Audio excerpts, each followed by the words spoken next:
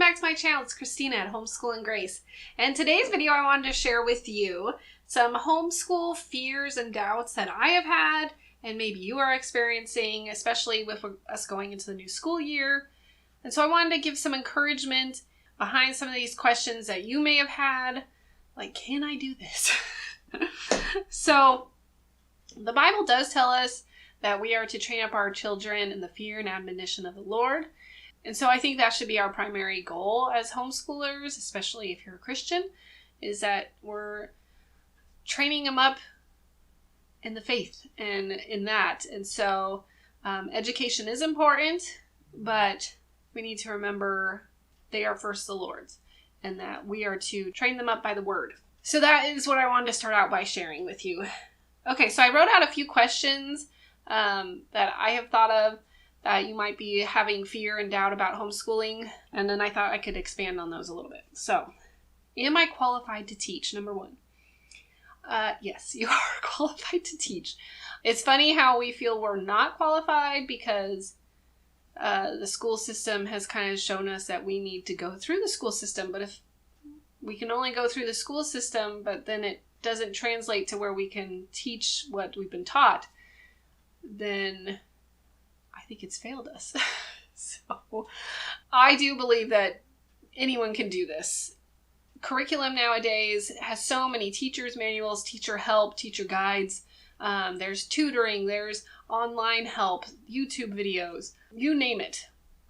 I was just going recently through a curriculum for my oldest on grammar. And I was like, oh man, some of these concepts, I don't know if the book explained it very well. And so I was thinking, how can I explain this better? And then I just pulled up something on YouTube that explained it perfectly in a quick short video. And I'm like, there you go. We'll just use that. And that can be your teacher. And so you don't have to overcomplicate it. Use the resources that are available to you and know that you can do this. Number two, what if my children are delayed? What if they are not meeting their grade standards or, the standard for the grade? What if they're behind in some of the grades? That's okay. You'd be surprised. I don't think every child in the public school is at grade level. I know personally for myself, I was not at grade level for math going through public school and private school. And they just kept pushing me through until finally the teacher said, you aren't able to do this anymore. You need to stop. And I think I was getting to pre-calculus. And even that, she was like, you don't even understand. I think it was algebra 2. And I actually failed 8th grade math and had to take summer school.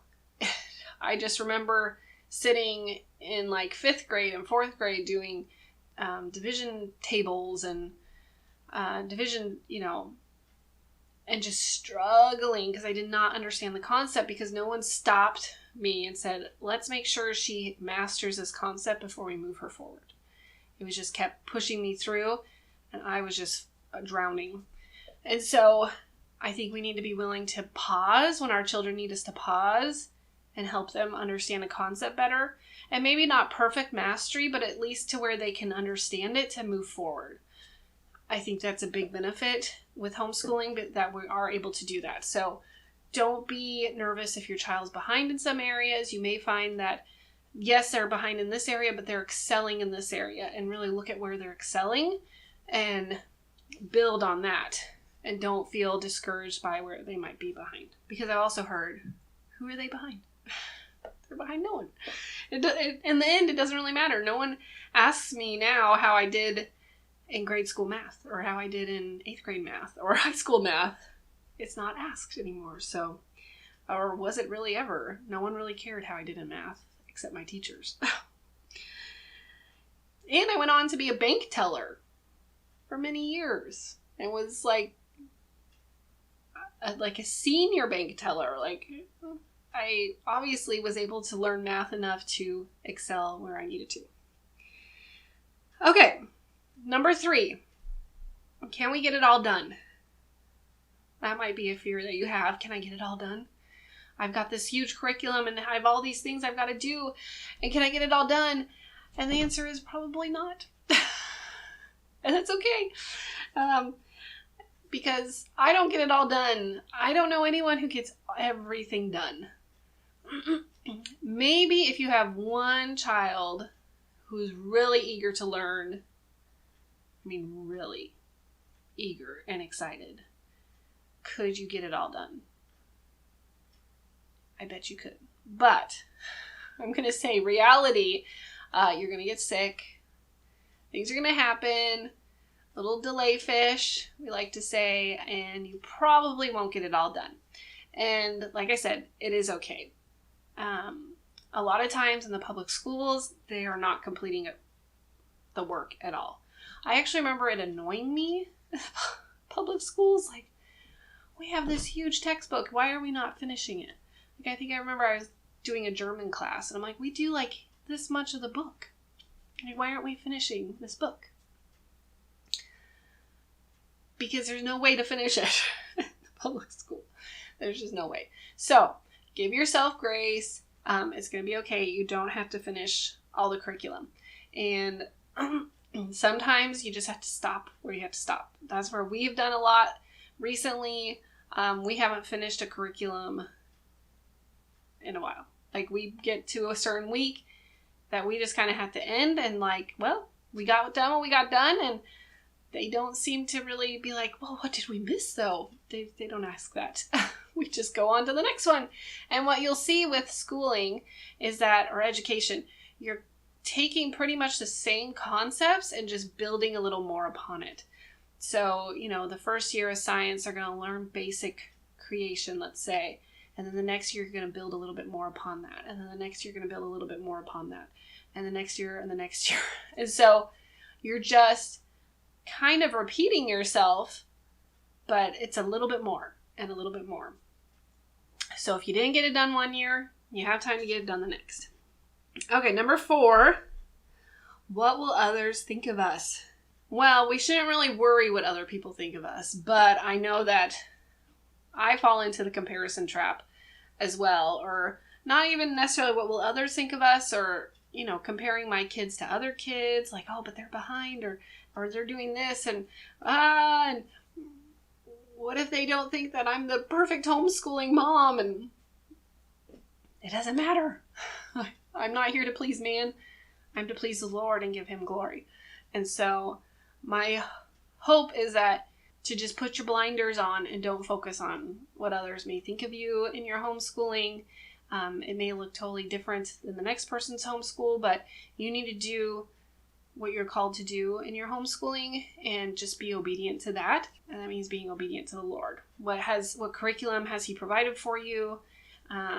Maybe you're unable to buy a whole package curriculum and you have to kind of buy little pieces here or there, and it's inexpensive, and that's fine. Like, it doesn't have to be a certain way. You have to make it work for you and what you are able to work with. So don't compare yourself. Okay, number 5, and this is the last one. What if I'm too lazy? Okay, so we're going into the new school year. I've got to be honest, I've kind of enjoyed our lazy schedule of summer. Like, we've done a little bit of school, tried to keep up on things, but I'm kind of nervous. What if I'm too lazy for the fall to do everything in these books that's calling me to teach? And I just want to encourage you to really take that before the Lord, which is what I need to do. Like, am I being sinful in this? Am I being lazy, and I need to be more diligent in our work? And so putting that before the Lord. Or maybe you're trying to do too much. I'm looking at teaching 5 kids in the fall here in just a couple weeks, and I've got to really decide, what am I going to teach this year? Because I don't think we can get all of this done as much as I would like to. I have to really be mindful that we can't do it all. And that goes back up to question number 3. Can we get it all done? No, I can't get it all done. I'm one person teaching 5 children, and I have to be realistic with how much time I have in the day.